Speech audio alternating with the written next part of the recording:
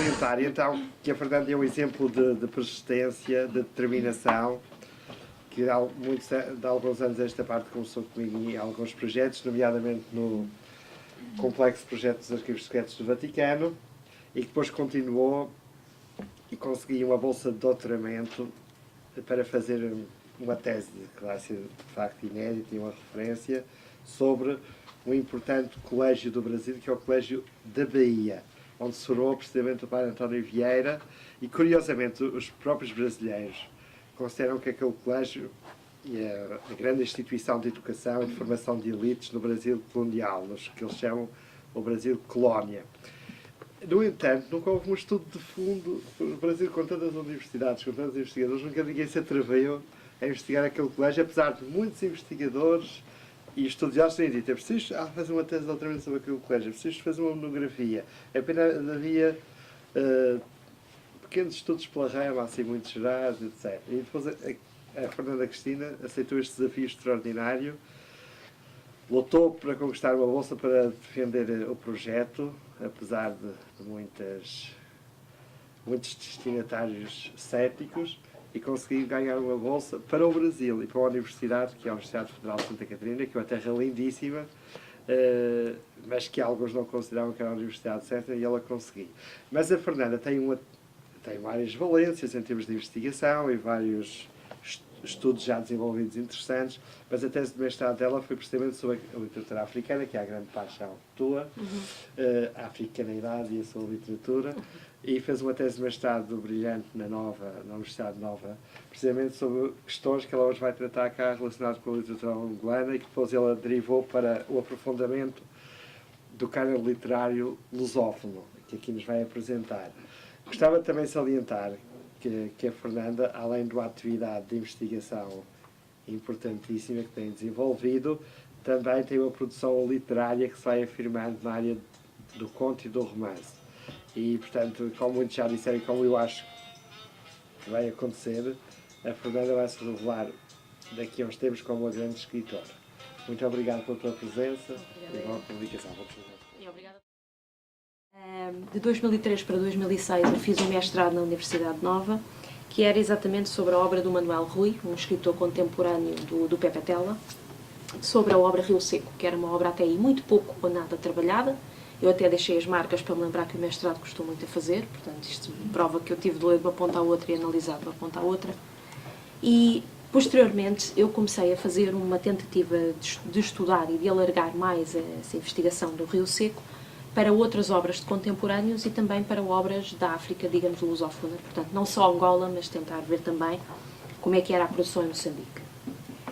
E dei com uma ideia que me parece bastante produtiva e pouco trabalhada, que é a ideia de cânon, que é uma ideia, enfim, muito antiga, não é? A ideia de que não surge da minha cabeça, a ideia de cânon nem pouco mais ou menos, é uma coisa que já se estuda desde o tempo dos gregos clássicos. E tentar ver como é que estes autores, isto a partir do estudo que eu fiz do Rio Seco também, como é que estes autores dialogam com essa ideia de cânon. E quando falamos de cânon, falamos nitidamente do Ocidente. Portanto, o que é que eles fazem para dialogar, se querem ou não inscrever um cânon, e antes de mais nada, o que é um cânon, para nós podermos começar a fazer a apropriação de algumas ideias. Depois, eu dei-lhe um subtítulo, do qual eu também queria falar. Em primeiro lugar, dei o título, A Emergência de um Cânon na Literatura Africana. Eu já acho que está um pouco longe, foi pouco pensado por mim quando dei esse título à Cristiana. Seria nas literaturas africanas, porque eu acho que há diversas realidades. Uma vez que eu vou tratar a lusófona, e eu vou apenas dar 3 exemplos, porque não tenho tempo para mais, na literatura africana não fica de todo mal, porque há de facto uma coerência entre estas literaturas que eu vou apresentar. Mas eu estou a tentar fazer um estudo do cânon também na África anglófona e francófona. E deparo-me com algumas realidades comuns e com realidades que obviamente também são distantes. Não é? Quando estamos a falar da África lusófona, já não estamos a falar da mesma realidade, por exemplo, na África do Sul, ou em Camarões, ou na Nigéria. Portanto, são as literaturas africanas. E depois eu dei um subtítulo, que a mim pessoalmente também me parece produtivo, que é Utopias e Distopias.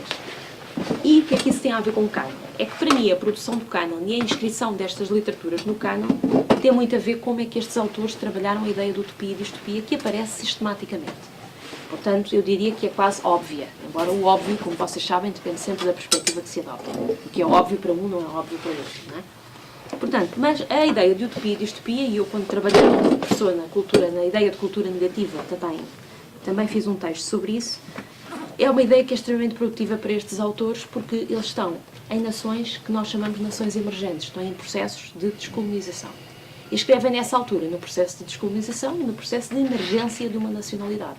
Portanto, vão sempre dialogar com questões também identitárias, de identidade. E a forma como eles formulam a utopia e a distopia fala-os inscrever-se mais ou menos no cânon e fala-os falar de assuntos que são, digamos assim, eu vou-lhes chamar e depois vocês vão perceber porque é que eu digo isso a partir de uma ideia que vem do romantismo, estão inscritos no que eu chamo a condição humana. Portanto, assuntos que têm a ver e que perpassam toda a humanidade e todos os séculos e que nós nunca nos deixam de ser familiares por estarmos no século XXI. A ideia de dor, a ideia de vergonha, a ideia de sofrimento, a ideia da alegria, o amor, quer dizer, a forma como se afabula todos isso e se recria, depende em grande parte da nossa vivência enquanto seres humanos. Portanto, o que se diz muitas vezes que é o cânon é aquilo que é legível no século XV, mas que também é legível nos dias de hoje, mesmo que seja com outro olhar. E por isso é que nós estamos a fazer a organização da obra completa do Padre António Vieira e ele ainda tem tantas coisas novas para nos dizer, não é? Essa é uma possibilidade. O Vieira está, sem dúvida nenhuma, escrito num cânon. Portanto, vamos, antes de mais nada, trabalhar essa ideia de cânon. A ideia é antiga e, como eu costumo brincar aqui com a Paula muitas vezes, os gregos já disseram tudo, não é? Aristóteles já fez tudo e já disse tudo e, portanto, a ideia de cânon, sem dúvida, ou quase tudo, é grega. A palavra é grega, entra tarde na língua latina.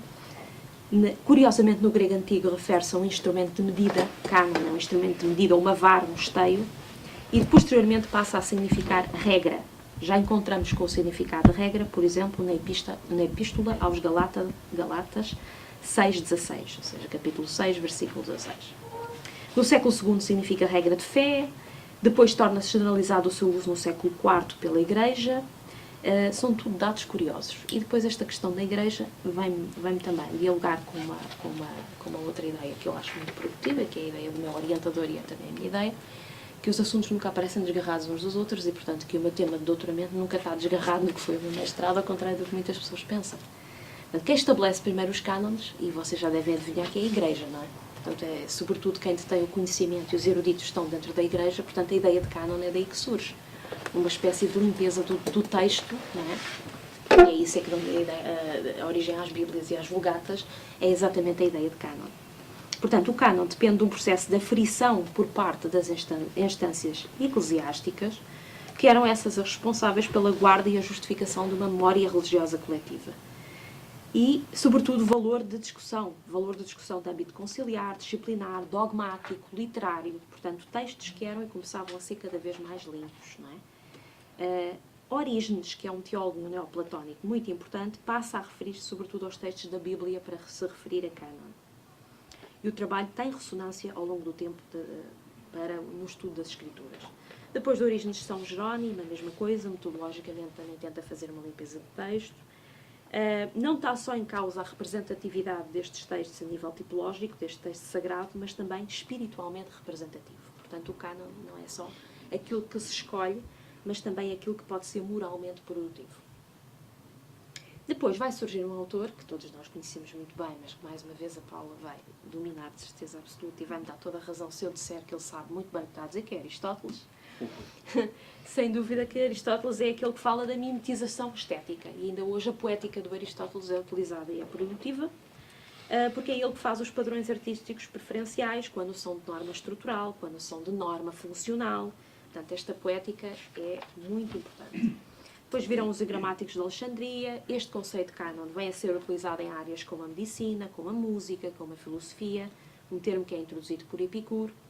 E não se admirem, como isto tem de ser rápido, eu vou dar um salto grande no tempo para ir aqui ao conceito quando ele é reformatado, do meu ponto de vista, no romantismo. E é Goethe que faz isso, ao associar o cânon um pouco à norma e à verdade, ou seja, fazendo uma síntese do que é eclesiástico e do que não é.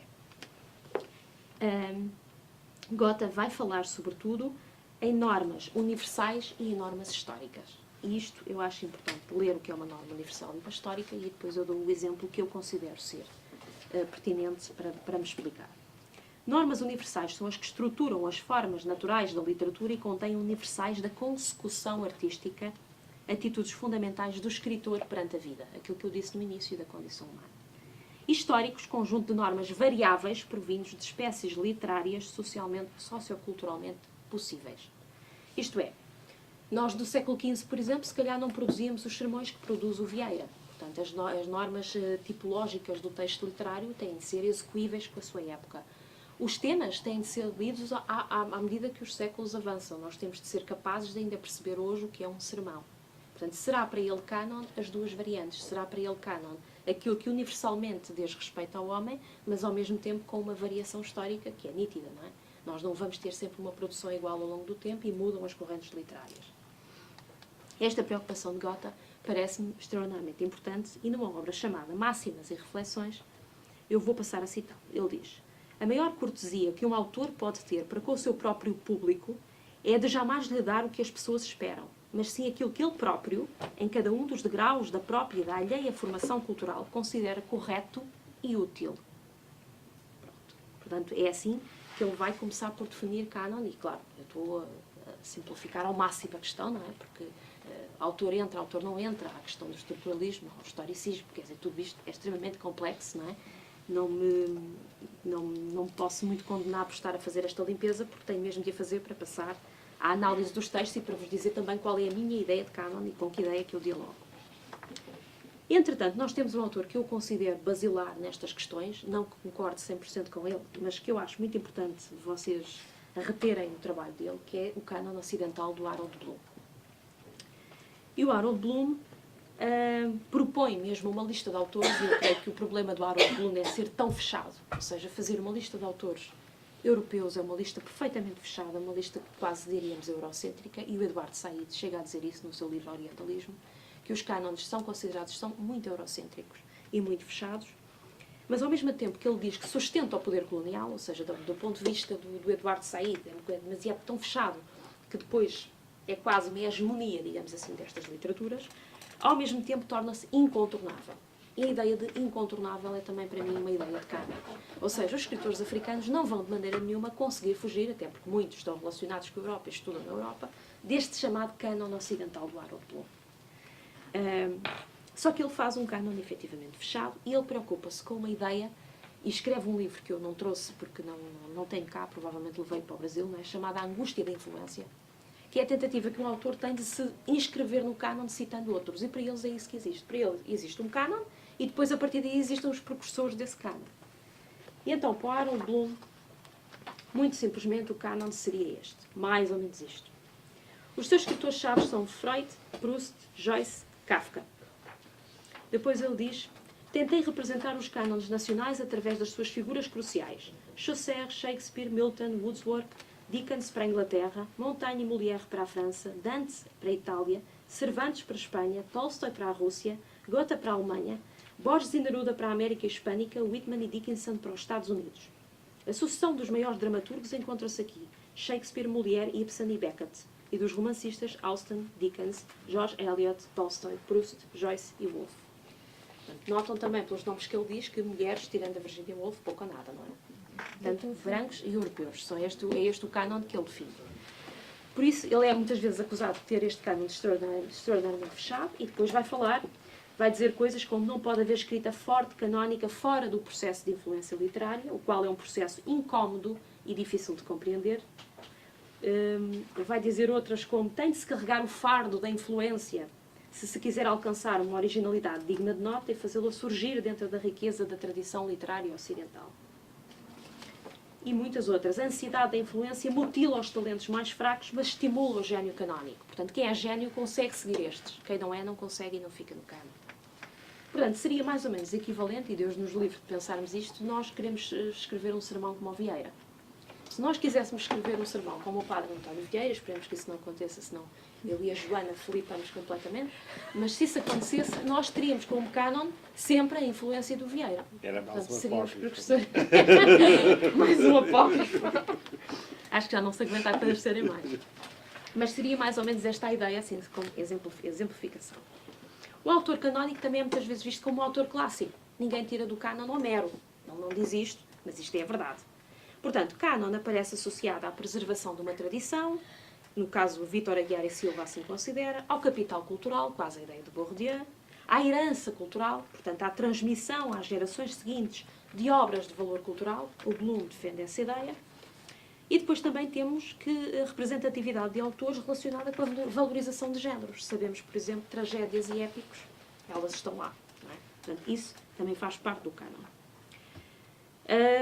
O Harold Bloom rejeita muito a abertura, afirma a sua conformidade com a ideia de shaping, modelação da tradição cultural e da autoridade estética, mas rejeita um pouco que este cânon seja mais aberto que isto. Bem, na análise destes autores, o que é que eu fui encontrar? Evidentemente que eles, para se inscreverem no cânon, como são autores que não só estudaram na Europa, como estão nessas nações emergentes, eles vão tentar, sem dúvida nenhuma, dialogar com algumas destas obras. Mas muitos deles vão fazer uma coisa que eu considero um passo à frente, portanto, que é uma coisa nova, que é tentarem recuperar as suas tradições de que nunca ninguém falou. Portanto, se há tradições africanas que são desconhecidas à Europa, ou pelo menos para europeus que nunca lá viveram, eles vão tentar rebuscá-las e vão tentar mostrá-las através da sua literatura. Sem esquecer, no entanto, que estão realmente a tentar se inscrever no cânon. Do meu ponto de vista, eles não se tentam esquecer disso nunca. Claro que nós vemos nas entrevistas do Pepe Tela que ele vai dizer não sei nada de teoria literária, eu fiz isso, não, foi totalmente sem querer, o povo fala assim. E o Mia Couto diz o mesmo, eu não inventei a palavra abençonhado, o povo diz abençonhado e por isso eu coloco na literatura. Mas há sempre uma tentativa que eles têm de, juntamente com essa tradição que tentam recuperar ou que não querem deixar morrer e que estava um pouco submersa no período colonial, ainda tentarem dialogar com estas ideias do épico, do trágico. E uma outra coisa que eles fazem que é sistemática, nunca deixam de citar a sua veia judaico-cristã. Portanto, a Bíblia está sempre presente em tudo aquilo que eles fazem. A Bíblia é citada de uma ponta à outra nestas 3 obras que eu vos vou falar. Aliás, 3 não, em 2 ela é citada, maior menos. Fala menos dessa questão. Escolhi então 3 obras e, como eu vos digo, falo de um cânon lusófono e aí o professor disse isso e disse muitíssimo bem, porque depois teríamos uma realidade diferente no caso de falarmos do anglófono ou do francófono. Eu ainda estudo o caso de Nadine Gordimer, que acho particularmente produtivo, mas que já tem outras configurações muito distintas destas que eu mostro aqui. Este livro aqui já posso... Também baseei muito neste livro da professora Maria Martins para estudar os cânones. Também é importante, estes aqui eu já posso pôr a circular. Este é o outro do Harold Bloom, em que ele define novamente um cânon. Reparem no título, como ler e porquê. E depois há a angústia da influência. E posso passar também a questão tópica já também. Vou passar por aqui. Então, eu escolhi para a minha abordagem 3 obras. A primeira delas é esta, o Mayombe, do Pepe Tela, que é escrita em 1970-71, portanto, em pleno processo de independência de Angola e publicada 10 anos depois, em 1981.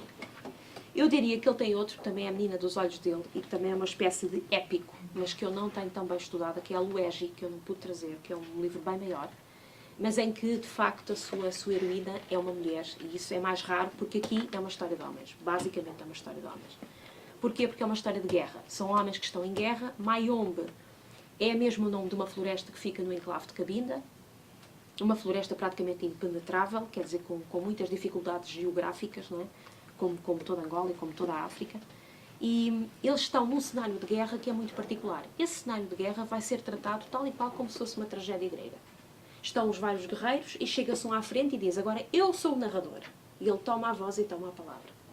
E então mostra aos outros aquilo que sabe, fala sobre a condição humana, fala sobre a guerra, fala sobre mulheres.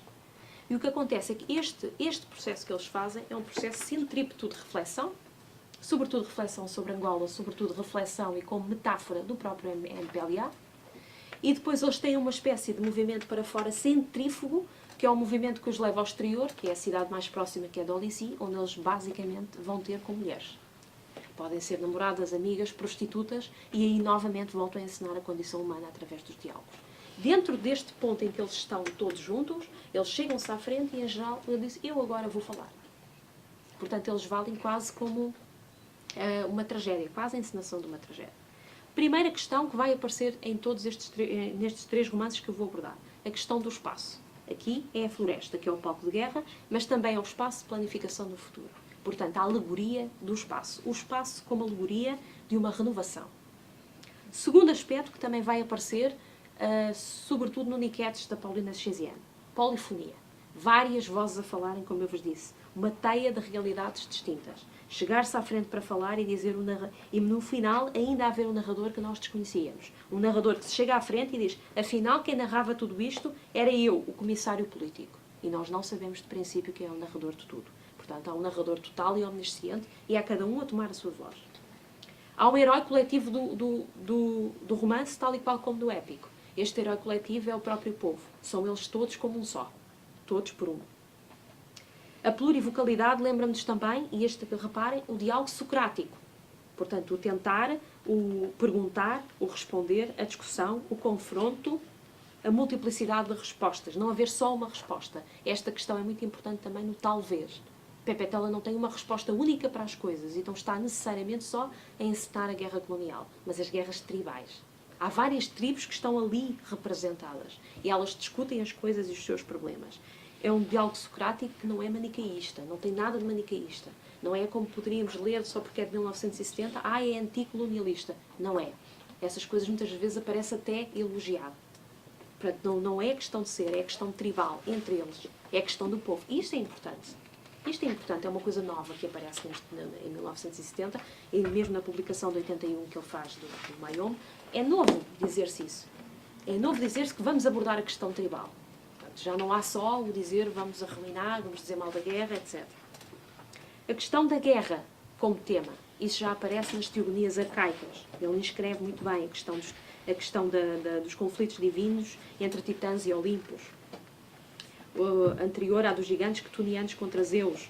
Portanto, as guerras de Troia. A guerra como tema.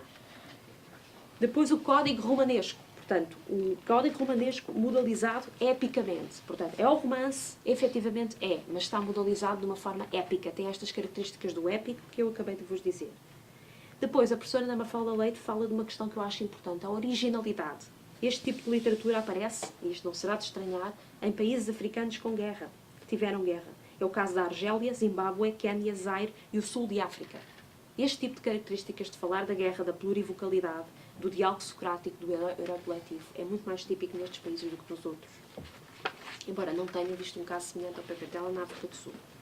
A questão da forma de iniciação do próprio romance, que eu depois vou passar a circular e vocês verão, tem uma dedicatória, diz, aos guerrilheiros do Mayom. Tem uma proposição, diz, vou contar a história de Ogum, o Prometeu africano. Compara um deus africano, a questão do mito aqui presente, compara um deus africano ao Prometeu, que é grego. A função oracular, a função de descobrir, o mito desempenhando essa função, o oráculo do romance, a questão simbólica. Depois todo este movimento de iluminação interior através do diálogo, como eu vos disse. Um texto com valor de parábola, com valor de exemplo, outra coisa importante. Os nomes de guerra que eles assumem. Portanto, esta é outra coisa que eu também acho muito curiosa. Alguém se chamar, por exemplo, não há o João, não há o Pedro, não há o Manuel. Há o sem medo. Como o próprio nome indica, é o guerreiro mais destemido e é aquele que morre em combate. Porquê? Porque tem a hubris. É a ousadia de avançar mais que os outros. Há outro que se chama simbolicamente Mundo Novo. Portanto, a renovação. A importância e a grandeza desta obra vem exatamente de exprimir a condição humana, como eu vos disse, e dos conflitos existenciais que se passam entre os soldados. O esforço humano, a dor, a bravura, a vergonha, mas sobretudo a dúvida inteligente que amargura, mas que vence para se alcançar o futuro. Portanto, a utopia. Os cenários distópicos para os cenários utópicos. No caso do Rio Seco, eu vou passar ao seguinte, portanto, tem mais ou menos uma abordagem, obviamente, muito sintetizada do Mayom. No caso do Rio Seco de Manuel Rui, já é uma obra que avança muito mais no tempo. Já não estamos a falar de uma obra de 80, estamos a falar de uma obra de finais de 90, portanto, a reflexão ainda é muito maior sobre esta questão da colonização. A personagem principal do Rio Seco é uma mulher, e essa mulher muitas vezes vai dizer que pena que o colonizador já cá não está. As coisas eram muito melhores antes como são agora. Agora as guerras destruíram-nos completamente. Portanto, a questão da guerra tribal aqui e das guerras civis é muito premente. Muito premente. Novamente temos cenários de guerra. Reparem, nós estamos de 81 para 97, não mudou o cenário. Continua a ser a guerra. Aqui o que é que nós temos? Temos uma narrativa que começa com uma viagem. A personagem feminina é de um grupo etnolinguístico diferente da do marido, portanto viaja com o marido.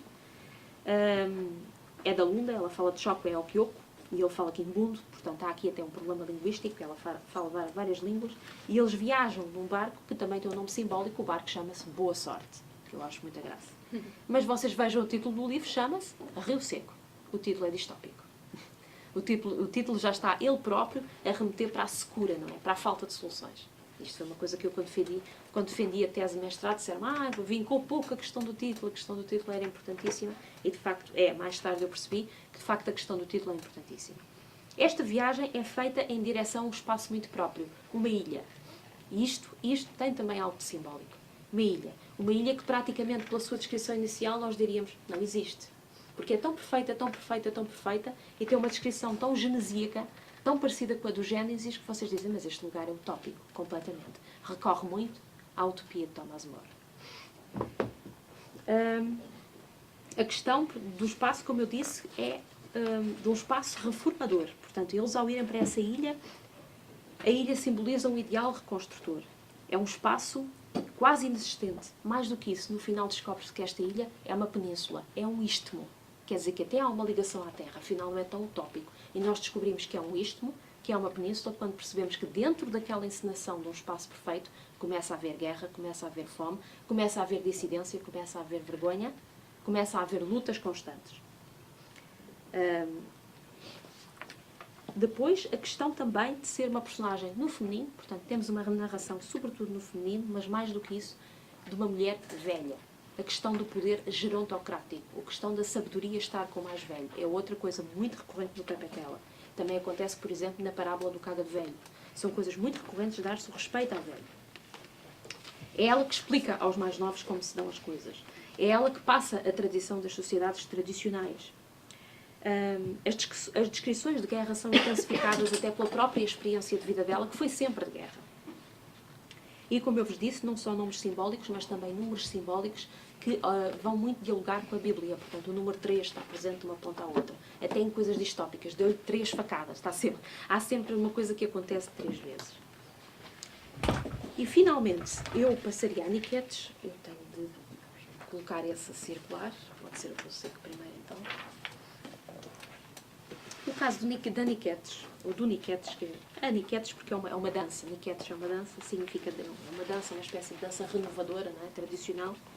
Da Paulina Chesiane, é uma obra muito próxima do Rio Seco, uma de 97, Niquetes de 99. E aqui, eu escolhi propositalmente, não fui escolher o Miyakoto, porque eu queria muito dar a voz a uma mulher. Não ficaria satisfeita se só fosse falar da narrativa no masculino e se não falasse da narrativa no feminino. E o caso da Paulina Chesiane é um caso absolutamente original. Porque é alguém que se propõe falar sobre uma questão muito pouco trabalhada nestas literaturas. Por acaso o Pepetela também trabalha esta questão, que é a questão da poligamia. Só que o Pepetela trabalha na parábola do Cágado Velho e isso fica muito visível, porque a personagem principal é masculina, mas a última mulher que arranja, a mais nova, está inserida exatamente num grupo de mulheres que têm os mesmos direitos, sendo que a mais velha, obviamente, é que ensina a mais nova. Portanto, há uma estrutura poligâmica. E a Niquetes propõe-se trabalhar isso sob o olhar do feminino. Portanto, isto para mim já é absolutamente novo. Portanto, eu diria que Niquetes se inscreve muito mais no cânon de uma forma completamente distinta daquilo que vocês viram, por exemplo, no Pepetela, em que ele faz isso até através da forma, a própria forma romanesca e a modalização do épico acaba por ser mais importante, e as leituras que ele mostra que também que tem, não é? No caso do Manuel Rui, sobretudo com esse background cultural, ele fala muito da utopia, do Thomas More, portanto, ou pelo menos há essa leitura que podemos inferir, ele não fala diretamente nisso, não é? Nós, pelas descrições, é que temos de ter inteligência enquanto leitores de percebermos onde é que estão as questões, portanto, é uma questão de leitura da nossa parte, não é? Como eu vos digo, o óbvio depende de quem olha. E no caso de Niquetes, ela vai buscar assuntos que até aqui não tinham sido trabalhados. Vai outra vez aparecer a tradição oral, a plurivocalidade, mas vão aparecer sobretudo questões identitárias, porque é uma mulher completamente perdida entre duas tradições culturais e religiosas.